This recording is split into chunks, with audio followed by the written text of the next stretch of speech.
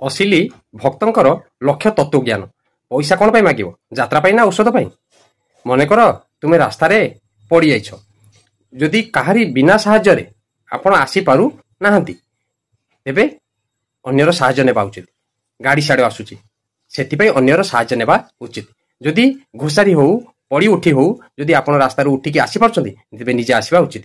ସେଇଭଳି ଦାନ କ୍ଷେତ୍ରରେ ବି ସେଇଭଳିଆ କେଉଁ ଲୋକ ଦାନ ନେବା ଉଚିତ? ଯେଉଁମାନେ ନିହାତି ଅସମର୍ଥ, ମାନେ ଆଗକୁ ଯାଇପାରୁନାହାନ୍ତି, ପେଟକୁ ଖାଇପାରୁନାହାନ୍ତି, ସେଇମାନେ ହିଁ ଦାନ ତାଙ୍କର ଅସମର୍ଥତା ଜାହିର କରିବା ପାଇଁ ଦାନ ନେବା ଉଚିତ। ନହେଲେ ଗୃହସ୍ଥ କେତେ କଷ୍ଟରେ ଧନ ଅର୍ଜନ କରୁଛି, ମେହନତର ଧନ, ପରିଶ୍ରମ ଧନ ଆଉ ସତ୍ ଉପାର୍ଜିତ ଧନ, ତାକୁ ଟଙ୍କାଟେ ନେଇକି ତମେ ସହଜରେ ହଜମ କରିପାରିବ? ବହୁତ କ୍ଷତି କରିବ, ତା 3 ଗୁଣା ପଳେଇବ, କ୍ଷତି ଘଟିବ। ସେନାକି ଯଦି ଅସମର୍ଥ ଦାନ ନିଅ, ଯଦି ପୁରୀ ଯାଇଛ, ପୁରୀ ରଥ ଟାଇମରେ ସବୁ ହୋଟେଲ ବନ୍ଦ, କେବଳ ସେଠି ଅନ୍ନଛତ୍ର ଦିଆହଉଛି, ସେଇ ଅନ୍ନଛତ୍ର ଯଦି ଖାଇବ ତେବେ ବଞ୍ଚିବ। ଯଦି ବି ଆପଣ ଗୋଟେ ବକ୍ତ ନ ଖାଇଲେ ଆପଣଙ୍କର ଶରୀର ସୁସ୍ଥ ରହୁଛି, କିଛି କ୍ଷତି ହଉନି, ତେବେ ବି ନ ଖାଇବା ଉଚିତ। ଯଦି ଅନ୍ନଛତ୍ର ପଇଲା ବୋଲି ଖାଇଦେବେ କି?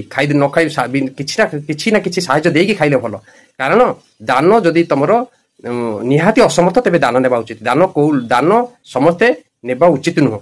ଦାନ କେଉଁମାନେ ଆଜିକାଲି କ'ଣ ହଉଛି ନା, ବହୁତ ଚାନ୍ଦା, ଗୃହସ୍ଥ କେତେ କଷ୍ଟରେ ଧନ ଅର୍ଜନ କରୁଛି, ତମେ ନେଇକି 100 ଟଙ୍କା ଡିଜେ ମାଇକି ଫାଇକି ବଜେଇକି ସବୁ ଉଡ଼େଇ ଆଡ଼ି ଦଉଛ। ଏଇଟା ଧର୍ମ ନା ଅଧର୍ମ? ଏଇଟା ଅଧର୍ମ, କ୍ଷତି କରିବ, ବହୁତ ତମର କ୍ଷତି କରିବ। ଅସଲି ଭକ୍ତର ଲକ୍ଷଣ ତତ୍ତ୍ୱଜ୍ଞାନ। ତମେ ଯଦି ଭକ୍ତ ହେବାକୁ ଚାହୁଁଛ, ତତ୍ତ୍ୱଜ୍ଞାନ କେମିତି ପାଇବ, କେମିତି ନାମ ଜପ କରି ନିଜର ବିଚାର ବୁଦ୍ଧି ଶୁଦ୍ଧ କରିବ, ସେଇଟା ଚିନ୍ତା କର। ଏଇଟା ବାହାର ଲୋକ ଦେଖାଣିଆ ଆଡ଼ମ୍ବରରେ ଦାନ ଧର୍ମ, ଅନ୍ୟର ପଇସା ନେଇକି ଦାନ ଧର୍ମ କରାଯାଏ ନା। ଜୟ ଜଗନ୍ନାଥ।